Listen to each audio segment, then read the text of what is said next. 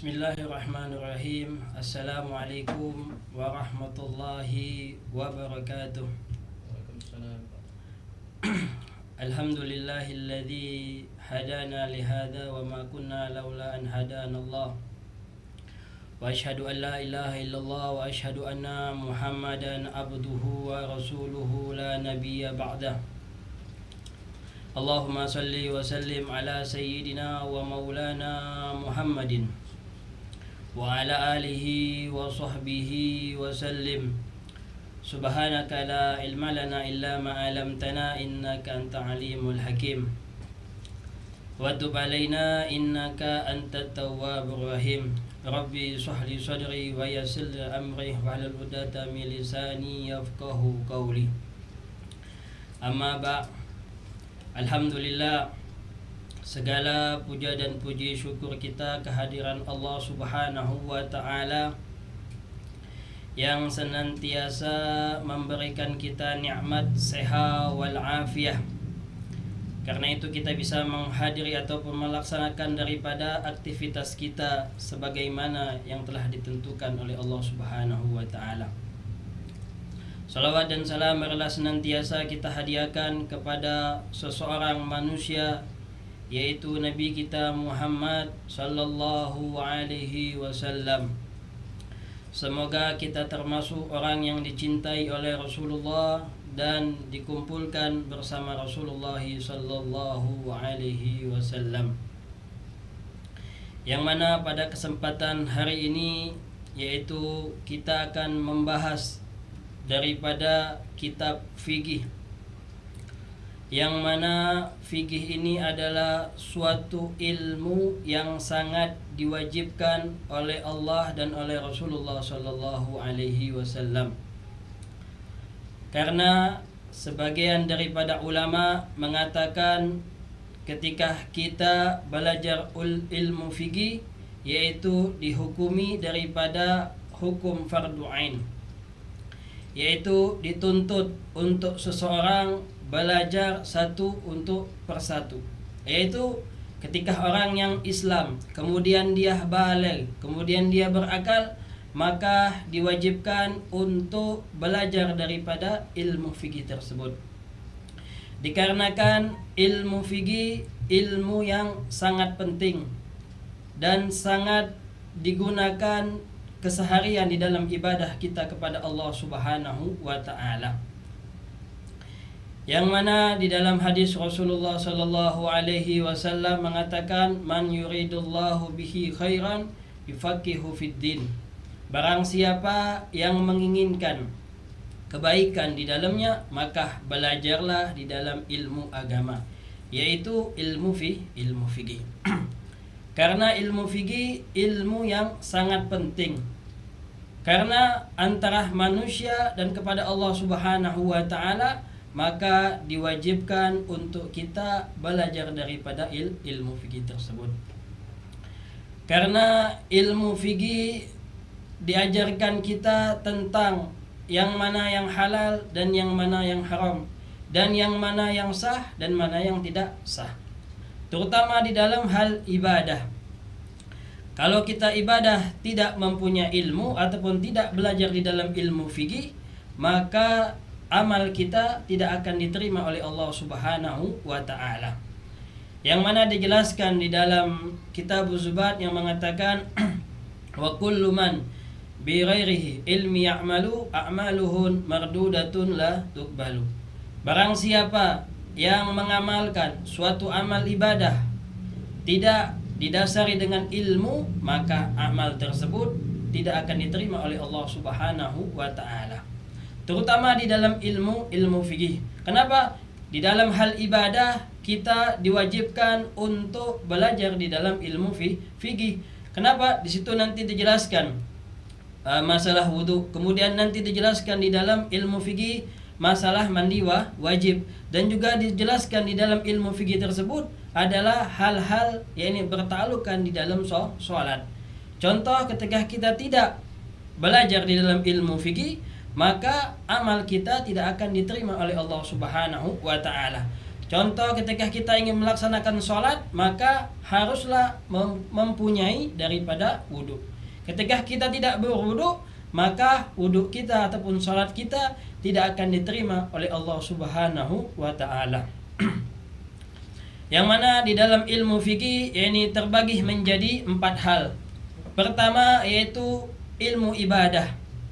Dan yang kedua dijelaskan di dalam ilmu fikih yaitu muamalah, jual beli antara kita kepada manusia.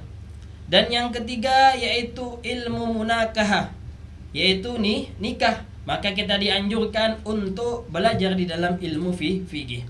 Terus yang terakhir adalah ilmu jinayat, yaitu ilmu ataupun jinayat adalah bab yang menjelaskan tentang hukum-hukum zina ataupun hukum mencuri ataupun hukum minum khamr dan yang lainnya. Maka di sini kita akan membahas terlebih dahulu yaitu ilmu ibadah, yaitu ibadah bertalukan antara manusia kepada Allah Subhanahu wa ta'ala. Nanti di sini akan dibahas di dalam kitab ilmu fikih, yaitu tentang masalah sholat yang benar ataupun wudhu yang benar, terutama di dalam mandi wajib yang benar. Maka ini Al-Habib Abdurrahman bin Segaf bin Husin As-Segaf mengatakan, maka beliau akan mengupas ataupun akan menjelaskan di dalam kitab fikih ini bertalukan antara kita manusia kepada Allah Subhanahu wa ta'ala. Maka qala musannif rahimallahu ta'ala Al-Habib Abdurrahman bin Segaf bin Husin As-Segaf rahimallahu ta'ala fi kitabin fi dharainil amin. Bismillahirrahmanirrahim. Maka musannif memulai daripada karangannya ataupun kitabnya dengan mengucapkan Bismillahirrahmanirrahim, yaitu ittiba atau ittiba daripada Nabi Muhammad sallallahu alaihi wasallam. Kullu amrin dhibalin la yabda'u bismillahirrahmanirrahim fahuwa aqta wa qila ajzam wa qila abtar. Maka musannif memulai daripada karangan kitab tersebut yaitu ittiba daripada Al-Quranul Karim, dikarenakan Al-Quranul Karim dimulai dengan membaca Bismillahirrahmanirrahim. Dan juga amal Nabi sallallahu alaihi wasallam, barang siapa yang memulai ataupun suatu amal ibadah, maka dianjurkan untuk dimulai dengan membaca Bismillahirrahmanirrahim. Kenapa? Karena Nabi Muhammad sallallahu alaihi wasallam selalu mengajarkan kita seluruh daripada amal ibadah ataupun hal-hal yang baik dianjurkan untuk membaca daripada Bismillahirrahmanirrahim. Maka kita sebagai umatnya Nabi Muhammad ataupun musannif pengarang daripada kitab Durusul Fiqhiyah yang mengatakan dia memulai dengan karangan daripada mengucapkan Bismillahirrahmanirrahim.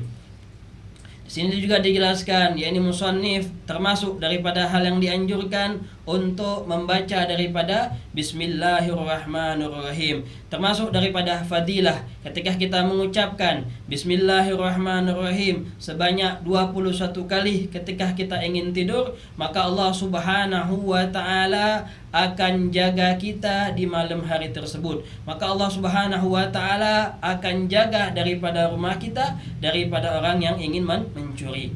Dan juga termasuk daripada ketika kita membaca Bismillahirrahmanirrahim, maka Allah Subhanahu wa ta'ala akan muliakan kita dan Allah akan jamin daripada rezeki kita ketika kita setelah bangun tidur.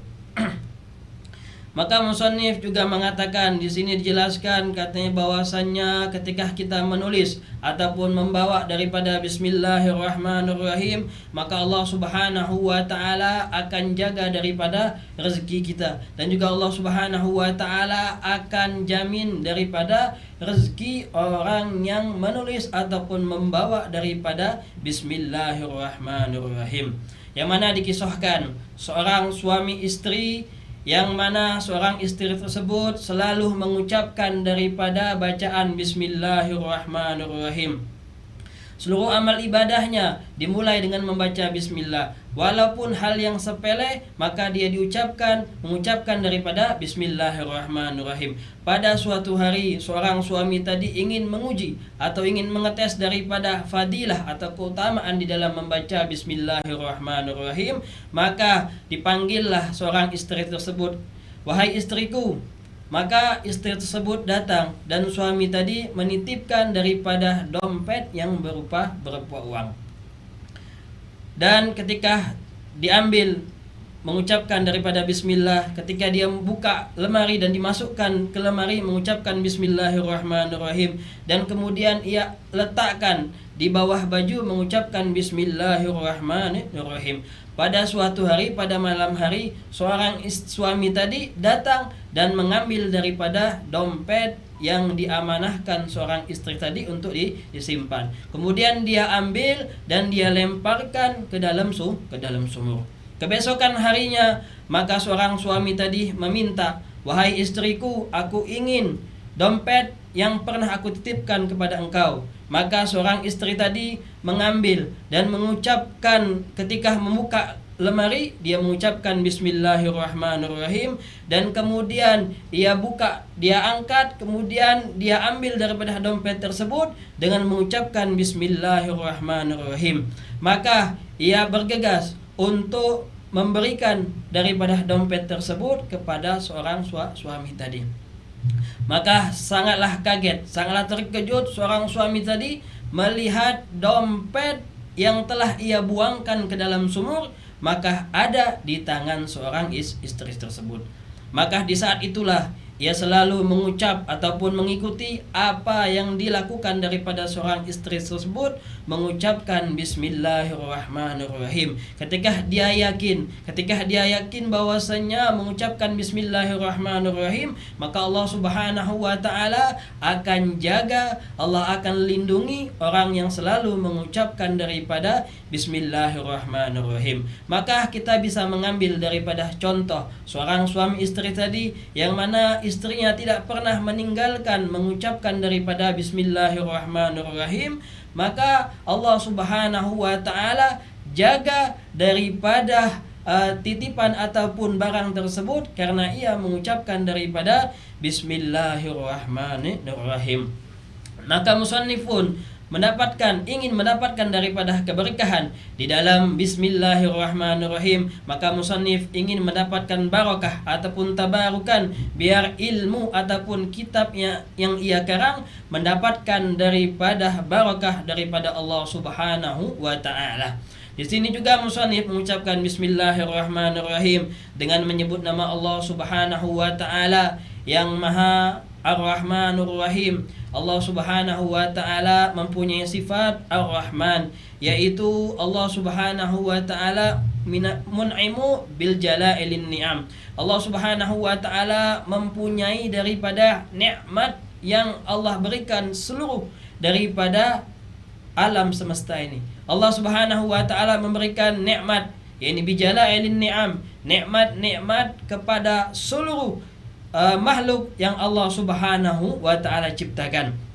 Baik orang kafir, baik orang Islam, Allah Subhanahu wa taala berikan nikmat tersebut. Dan juga Allah Subhanahu wa taala mempunyai daripada sifat Ar-Rahim. Allah Subhanahu wa taala wa huwa mun'imu bid-daga'inin ni'am. Allah Subhanahu wa taala memberikan nikmat yang sekecil ataupun sedikit apapun, maka Allah Subhanahu wa taala akan berikan nikmat tersebut. Terutama Allah Subhanahu wa taala berikan nikmat kita bisa bernafas.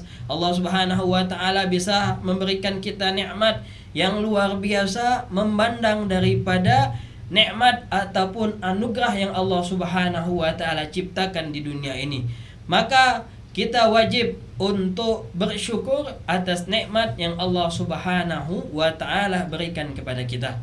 Di sini juga musannif dijelaskan bahwasanya hukum daripada bismillahirrahmanirrahim yaitu ada 5. Yang pertama musannif menjelaskan yakni hukumnya wajib kama fis shalah, Ketika kita sholat maka dianjurkan untuk mengucapkan ataupun membaca Bismillahirrahmanirrahim di dalam suratul Fatihah. Maka ketika kita tidak membaca Bismillahirrahmanirrahim, maka sholat kita tidak akan sah ataupun tidak akan diterima oleh Allah Subhanahu wa taala. Dan yang kedua yaitu hukumnya adalah mubah.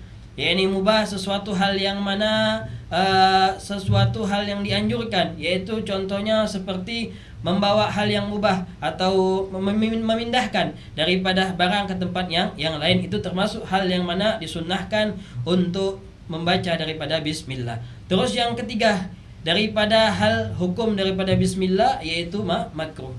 Makruh adalah hal yang mana dimakruhkan untuk melihat, terutama melihat daripada kemaluan ataupun memakan daripada hal-hal yang merugikan ataupun membikin daripada bau daripada orang lain.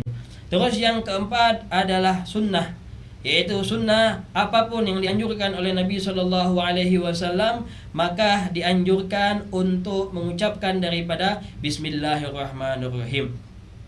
Termasuk daripada kita dianjurkan untuk makan membaca bismillah, kemudian kita dianjurkan untuk berwudu, dianjurkan untuk membaca bismillah. Maka hal-hal yang mana disunnahkan oleh Nabi Muhammad SAW maka dianjurkan untuk membaca daripada bismillah. Terus yang terakhir adalah mengucapkan ini haram. Haram adalah ketika kita melakukan hal-hal yang haram yang telah Allah Subhanahu wa taala haramkan. Contohnya ketika kita minum khamar ataupun kita zina ataupun hal-hal yang diharamkan oleh Allah Subhanahu wa taala, maka hukumnya haram untuk membaca bismillah. Kemudian musannif mengucapkan alhamdulillahi rabbil alamin, yakni segala puji bagi Allah Subhanahu wa taala yang telah memberikan kita nikmat, yang telah memberikan kita anugerah. Dan juga musannif mengucapkan daripada wassalatu wassalamu ala sayyidina Muhammadin wa ala alihi wa sahbihi ajma'in. Dan juga musannif mengucapkan salawat kepada Nabi Muhammad sallallahu alaihi wasallam, kemudian daripada keluarganya dan sahabatnya dan seluruh daripada keluarga Nabi Muhammad sallallahu alaihi wasallam biar mendapatkan daripada keberkahan. Dan juga musannif memulai dengan membaca bismillah, kemudian mengucapkan daripada alhamdulillah, kemudian salawat ala Nabi Muhammad sallallahu alaihi wasallam, tidak lain dan tidak bukan hanya untuk mendapatkan keberkahan daripada Allah Subhanahu wa taala, dan semoga ilmu yang ia berikan bermanfaat bagi kita. Mungkin hanya ini yang bisa kami sampaikan. Lebih dan kurang kami mohon maaf kepada Allah, mohon ampun. Wabillahi taufiq wal hidayah. Wassalamualaikum warahmatullahi wabarakatuh.